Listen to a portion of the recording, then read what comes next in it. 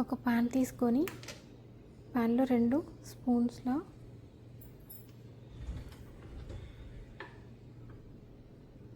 నువ్వులను వేసుకోవాలి. నువ్వులు దోరగా వేయించుకోవాలి.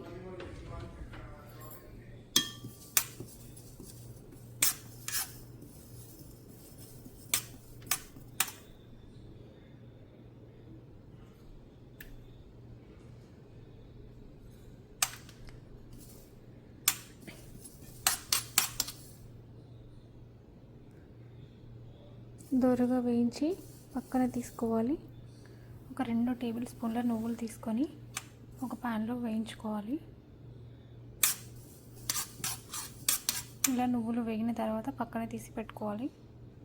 వేయించిన నువ్వులు పక్కన తీసుకొని అదే ప్యాన్లో కొద్దిగా ఆయిల్ తీసుకొని దీంట్లో పచ్చిమిరపకాయలు వేయించుకోవాలి. అవి వేయించి పక్కన తీసుకోవాలి.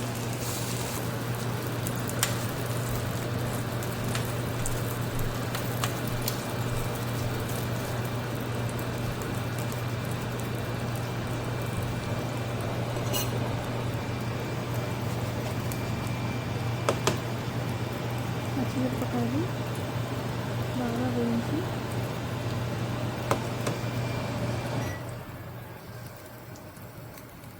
దాంట్లో కొద్దిగా వెల్లుల్లిపాయలు వేగిన తర్వాత ధనియాలు వెల్లుల్లిపాయలు వేసుకోవాలి. వేసి వేయించుకోవాలి.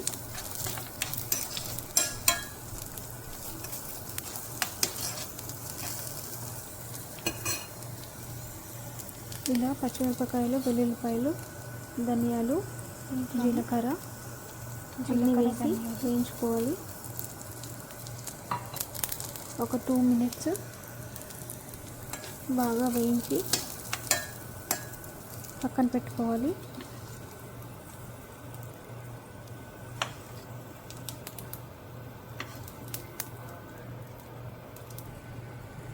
ఇలా మిగిలిన ఆయిల్లో 2 మిరపకాయలు వేసి వేయించుకోవాలి.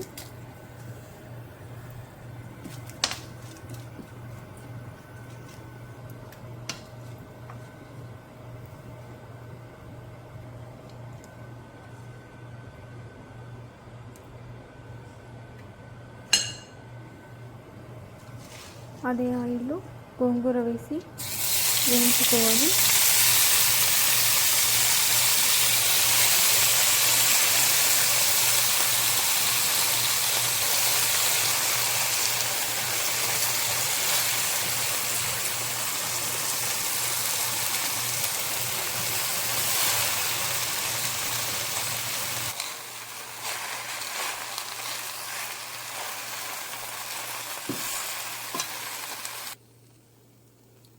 ఇలా గోంగూర వేగిన తర్వాత కొద్దిగా సాల్ట్ యాడ్ చేసుకోవాలి.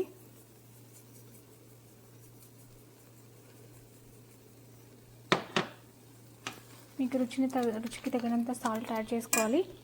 తర్వాత ఒక 2 స్పూన్ల కారం వేసి బాగా కలిపేసుకోవాలి. ఇలా ఫస్ట్ వేయించుకున్న నువ్వులు, పచ్చిమిరపకాయలు, ఎండుమిరపకాయలు, జీలకర్ర అన్నీ కలిపి వేసి వేయించుకున్న వీటన్నిటిని గ్రైండ్ చేసుకోవాలి. ఇలా గ్రైండ్ చేసుకున్న ఈ మిశ్రమంలో మనం వేయించుకున్న గోంగూర కూడా వేసి మళ్ళీ గ్రైండ్ చేసుకోవాలి. ఇప్పుడు అదే ప్యాన్లో కొద్దిగా ఆయిల్ తీసుకొని మనం గ్రైండ్ చేసుకున్న గోంగూరని పోపు వేసుకోవాలి. పోపు కోసం నేను కొద్దిగా ఆవాలు, జీలకర్ర తీసుకున్నాను. వీటిని ఆయిల్లో వేసి వేయించుకోవాలి. కొద్దిగా కర్రీ లీవ్స్ కూడా తీసుకోవాలి.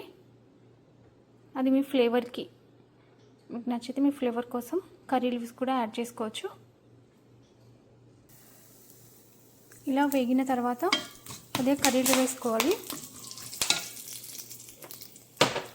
దాంట్లోనే కొద్దిగా ఆనియన్స్ తీసుకోవాలి. ఇది కూడా కొద్దిగా పచ్చివాసన పోయే వరకు వేయించుకోవాలి. ఇలా వేగిన తర్వాత మనం గ్రైండ్ చేసుకున్న గోంగూర వేసి ఈ పోపులో కలిపేసుకోవాలి. ఇలా ఆనియన్స్ అన్నీ కలిసేలాగా మంచిగా కలుపుకోవాలి. లాస్ట్లో ముందు కారం వేసాము, కానీ గోంగూర కొద్దిగా పుల్లగా ఉంటుంది కాబట్టి దీనికి ఎక్కువ కారం పడుతుంది. అందుకని నేను కొద్దిగా ఇంకొక టేబుల్ స్పూన్ కారం యాడ్ చేసుకుంటున్నా. అలానే కొద్దిగా సాల్ట్, రుచికి తగినంత సాల్ట్ మళ్ళీ యాడ్ చేసుకోండి. ఇలా 1 మినిట్ ఇలా కలిపేసుకొని ఇంకా ఆపేసుకోవడమే. గోంగూర చట్నీ రెడీ. ఎంతో టేస్టీగా ఉండే గోంగూర చట్నీ రెడీ అయిపోయింది. మీరు చేసుకొని టేస్ట్ చేయండి. గోంగూర చట్నీ ఎలా ఉందో టేస్ట్ చేస్తాను.